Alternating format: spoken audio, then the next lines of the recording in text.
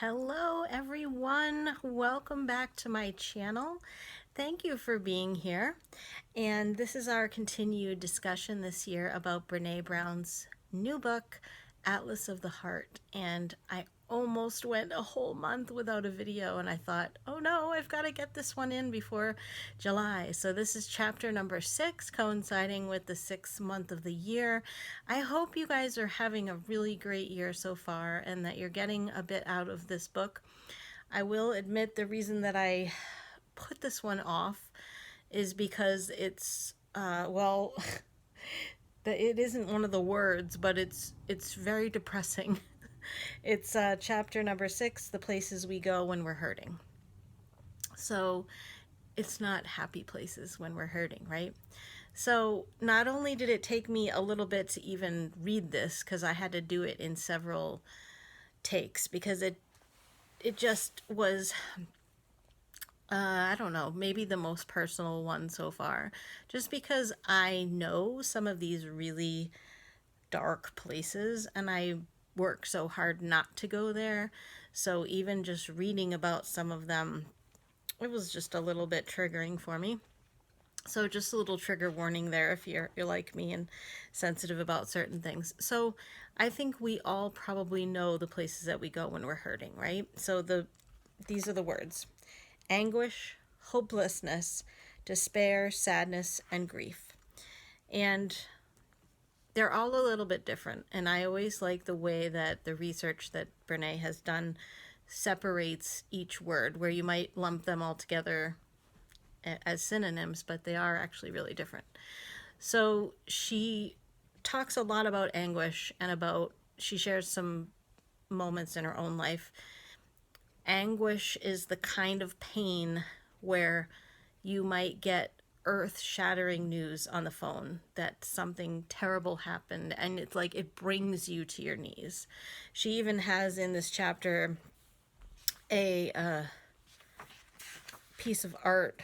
It's called Dark Elegy, and they're sculptures done by artist Suze Ellen Lowenstein, and it's just all these female figures in these horrible poses. It's like the moment when they lost their child. So it's this grouping of sculptures of women in anguish. So when you read about it, it definitely stays with you. She has, as she does in this book, some pages that have big words on them to reiterate what she said. So I'll just read this. Anguish not only takes away our ability to breathe, feel, and think, it comes for our bones. Anguish often causes us to physically crumple in on ourselves. So like I said, like it brings you to your knees. It literally brings us to our knees or forces us all the way to the ground. The element of powerlessness is what makes anguish traumatic. We're unable to change, reverse, or negotiate what has happened. And even in those situations where we can temporarily reroute anguish with to-do lists and tasks, it finds its way back to us. Yeah, I mean, that's the same as grief, which that is another one of the words. It doesn't happen to be the next word, but if you are dealing with grief, sometimes you can distract yourself from it, but it's always there and then it comes in waves. And anguish, it's really like the worst one that she started with, because I feel badly for anyone out there that's watching this and knows that moment in their life when something really earth-shattering happened in their family or to them. So yeah, I don't wish any of these emotions that we're talking about in this chapter on anyone. I mean, of course, we want to honor all of our feelings, but these are tough ones. So this next one is probably the hardest for me. So it's the hopelessness one. And she talks about how this one is almost the most dangerous, because when you feel hopeless, and she talks hope, hopelessness, and despair. When you feel hopeless, it means that you have come to a point where there is nothing that you think will change, that there's nothing in the future that's ever going to get you out of a place that you are. So maybe you could be in anguish and it turns into hopelessness from that. Some of these are all things that could be intertwined. I mean, despair, I'm going to read the difference between the hopelessness and despair. I mean, I'll first say hope. All right, so if we're going to talk about hopelessness, we have to know what hope is, right? Hope is a function of struggle. We develop hope not during the easy or comfortable times, but through adversity or discomfort. So, yeah, if you're going through something hard, and remember Brené talked about resilience in her book, The Gifts of Imperfection. So some of resilience is that you do have that hope that, you know, I'm going to get through this. I'm going to be at the end of this. It's going to get better. But then what's the opposite of that? Hopelessness is, and despair. It's like the lowest of the lows. So like anguish could be something that you feel in that horrible moment. But hopelessness and despair can perpetuate and really, I almost thought of like the word disease. Like it could become like a disease in your life, right? Everything about these words is hard, she says. First, they're both emotions and experiences that can lead to feelings of depression and can pose serious threats to our well-being. Second, it's really difficult to separate the two words, you know, hopelessness and despair. They seem to be very closely intertwined, right? But they are slightly different, and I have a frisky kitty in the background. Thank you for keeping it light, Annabelle. In the despair research, the word hopeless is often used synonymously with despair, but in the research on hopelessness, we see very few moments of the concept of despair. So she says, let's break it down. Hopelessness, and I kind of just said this, but hopelessness arises out of a combination of negative life events and negative thought patterns, particularly self-blame and the perceived inability to change our circumstances. So even if you, well, probably when you're hopeless, you don't really have any dreams, but I was going to say, even if you had a dream, you do not feel like you will ever attain it. And you just feel like you're always going to be stuck in the way that your life is, and you're really not happy with that. Hopelessness stems from not being able to set realistic goals. Like if we don't know what we want, that can happen sometimes.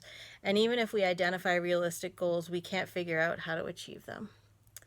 If we attempt to achieve the goals, we give up when we fail, and we can't tolerate disappointment, and we can't reset. And you can't like find the hope again, right? And last, we don't believe in ourselves or our ability to achieve what we want. So this is a tough one. I don't wish anybody a life of hopeless feelings because it's very difficult, and that's what depression can be, right? She said that. So what's the difference between hopeless and despair? So despair is a sense of hopelessness about a person's entire life and future. When extreme hopelessness seeps in all the corners of our lives and combines with extreme sadness, we feel despair. Yeah. These are tough. Yeah. So we've tackled the hardest ones, maybe. Anguish, terrible, right? Hopelessness and despair, scary. Like I didn't even say, but she said the hopelessness and despair are the ones that really lead to suicide, or at least suicidal ideation if it's not somebody that carries it out. But now in saying the word sadness, doesn't that seem like, oh, sadness is like a passing thing, you know, like happiness is? She does talk about how sometimes, even though we don't want to be sad, sometimes, like she put something on her Facebook or her website asking people like what their favorite sad movie was. So sometimes people sort of like enjoy sadness in that way. Isn't that strange? But You know what I mean, or what she means too, because sometimes there are just beautiful sad movies. But I don't personally like to see a movie like that more than once. Like, I'm thinking of just some movies that, like, when you're in the movie theater and you're trying not to go like, oh, like your throat's all clogged up. I mean, I can definitely think of some amazing movies that were like that, but do I want to go through it again? Probably not. So she lists out a few of those movies that people said. So again, with depression, she says sadness and depression are not the same thing. Sadness is sometimes referred to as a depressed mood. However, sadness is a common but not essential feature of clinical depression. Technically, depression is a cluster of symptoms that persist over a period of time. These symptoms can include lack of interest in pleasant activities, loss of appetite, excessive fatigue and or insomnia, and difficulty concentrating. But sadness and grief are not that same thing. Although sadness is a part of grief, grief involves a whole group of emotions and experiences. And we know what grief comes from, right? It's usually loss, it's usually regret, it's usually a tragedy, saying goodbye to a pet or a loved one of any kind. Grieving, like the loss of your lifestyle or the loss of a relationship. It's not an easy one. Again, with this book though, and Brené's work in general, she always talks about us being connected to each other, and how, remember when we were talking about things like being vulnerable, and how if we're not vulnerable, then we miss out on those moments of connection with other people. And as human beings, we do want to have connections with other people. So in our saddest moments, we want to be held by or feel connected to someone who has known that same ache, even if what caused it is completely different. We don't want our sadness overlooked or diminished by someone who can't tolerate what we're feeling because they're unwilling or unable to own their own sadness. There are some people that just cannot deal with tears of any kind. And I love my dad, but he can't handle emotions in terms of like somebody else being upset or sad. So what do we want in those moments? Yeah, we just want someone to come and just hold us and say it's gonna be all right. And Annabelle's here. She's my go-to these days if I need to have some love. This is a really hard chapter. I just don't even like talking about any of these things, and I'm trying not to bring too much in of my own experience, but yeah, a lot of these things have been what I've been dealing with over the last few years, so it's just hard to talk about. So grief is often thought of as a process that includes many emotions rather than a singular emotion, right? It would be a cluster of a lot of different things. For a long time, we thought about the grief process in terms of the stages. You've heard of those, right? And she's talking about the origin of those stages of grief. So in her research, though, she says 3 fundamental elements of grief emerged from the data: loss, longing, and feeling lost. Yeah, because when you go through grief, well, it would bring up other feelings too, and maybe it would lead to hopelessness or despair. But when you go through grief, it certainly does, it can make you feel lost. It can make you lose yourself. It can make you lose your dreams. It can make you question everything, right? Again, I feel badly for anybody that's gone through these things. And she does go into more detail about what loss, longing, and feeling lost are about. I almost feel like I need to just end this chapter because it's just really hard to talk about.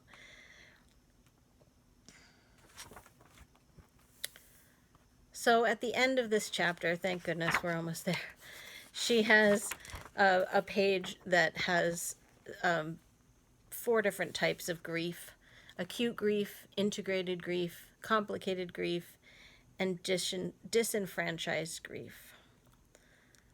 So that looks like a new one because she says based on the research of somebody else. Okay. So if you're dealing with grief, it's really good to find a counselor that specifically works with people in grief because it is so multi-layered. I wish I could end this chapter on a better note than it is. Let me look at the next chapter. The places we go with others. Okay. So maybe that was the hardest chapter. That was definitely the hardest chapter for me. Like I said, I sat down to read it. I had to break it into 3 or 4 different times. And then every time I went to go to make the video, I was like, I really don't want to talk about any of these things. But again, this is a part of our Atlas of the Heart. And I'm sure that we are all accustomed to feeling some of these things at some time. And hopefully they don't become the predominant emotions of our lives. And that's why there are resources out there such as counselors and suicide hotlines and just reaching out to a friend if you need to.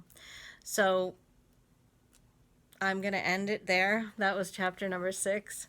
Oh, and in my last video where I mentioned that I'm going to do a special video on my new planner, the only thing that's holding that up is that I have ordered some special order things from an Etsy shop, and so I'm waiting for those to come in so that I can show you everything in the final process. But I've now been using it for about a month and a half too, so I can tell you the things that I like about it and maybe would change if I do another version of this planner. So keep looking out for that one. Subscribe if you're not already subscribed. And let me know if you felt like this was a hard chapter for you as well. No matter what, thanks for being there. And we will be on chapter number 7 next if I don't do the planner video before then. But I will see you on the next video, and much love to you all. Bye-bye.